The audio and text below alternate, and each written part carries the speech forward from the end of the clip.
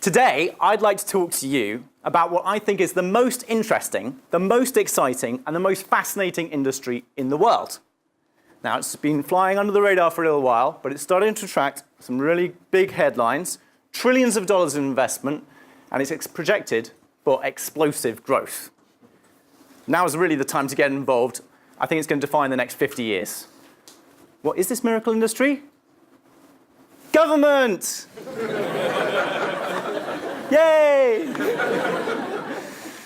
So I know what you're thinking. I slightly tricked you there because government is not cool or sexy. Well, I think it is. I think it's fascinating. And I'm interested in how we do government differently and better. In particular, I'm interested in how we take the experiences of people who really need government and build them into the way we design government services. Now, that's not a new idea. Abraham Lincoln was talking about government by the people, of the people, for the people, way back when. But having spent 10 years working in and around government, it's my experience that we've drifted quite a long way from that.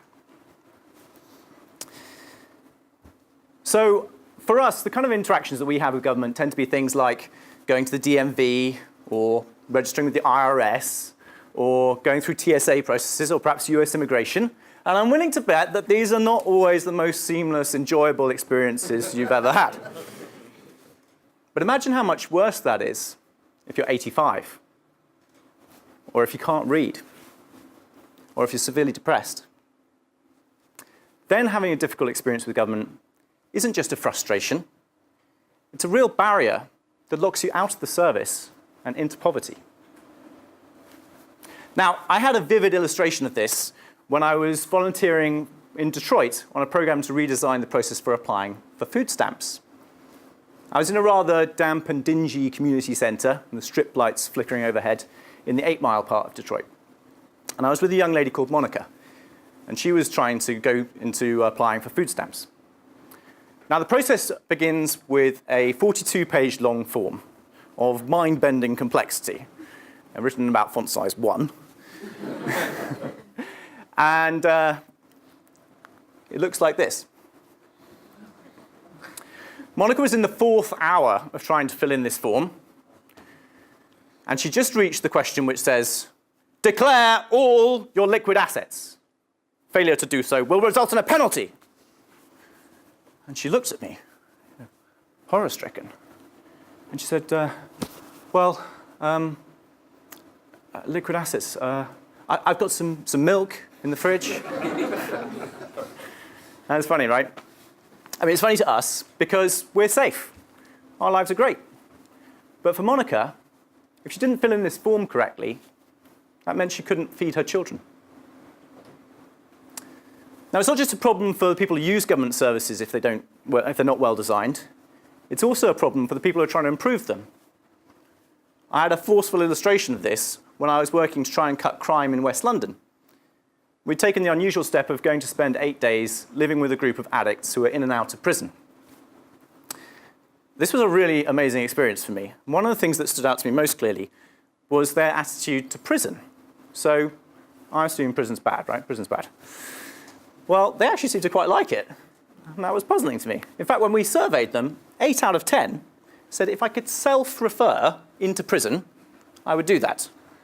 As in, if I could tick a box saying, "Oh, I'd like to go to prison now," then that's what they would do. I found this really extraordinary. So I said, one of the blokes called Mick, and I said to him, "Could you explain a little bit more to me, Mick, about how this works?" He said, "Yeah, it's pretty easy. It's basically, I like a combination of freedom in my life, just like you do, but I also like structure. And prison gives me structure. So when you're maybe having a few too many donuts, you think, I probably need a personal trainer now. Well, for me, when I've had a few too many drugs, when I've been out on the raz a bit too much, when I've nicked too much, I think, I need to turn this around. And prison is my personal trainer." It's like mind-blowing, right?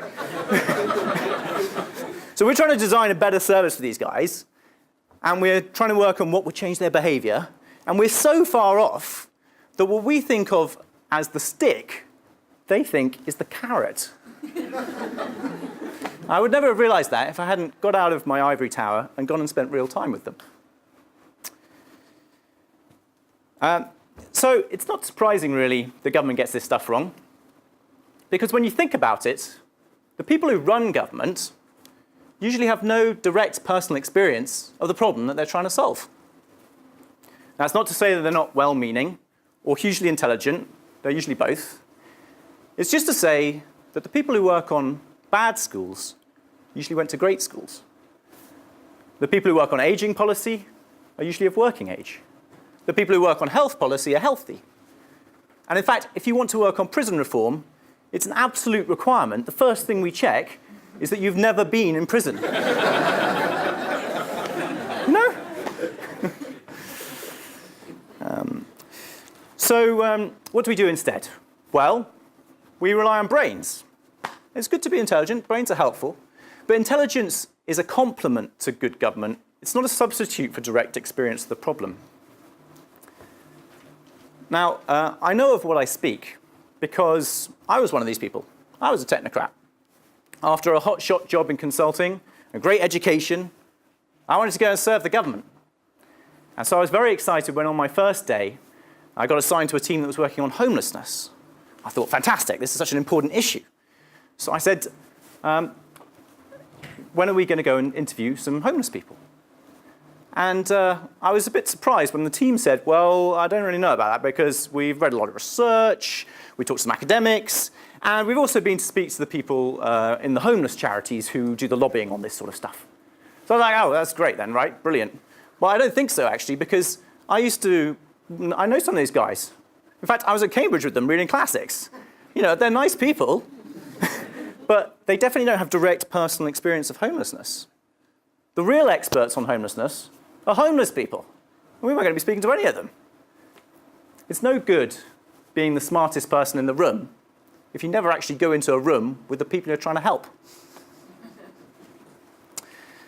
So this moment set me searching for a better way of doing government. And I'm pleased to say I found one. And it's actually right here in Silicon Valley. It's to apply the techniques of design thinking, of human-centered design, which we use in the lean startup methodology here, into government. It's not too complicated. Basically, it's spending time with the people who you're trying to help and then co-creating something better with them. Now, when I say design, you're probably thinking of something like this, or this. And that's design. This is design too. What makes Airbnb work is not the pretty colors.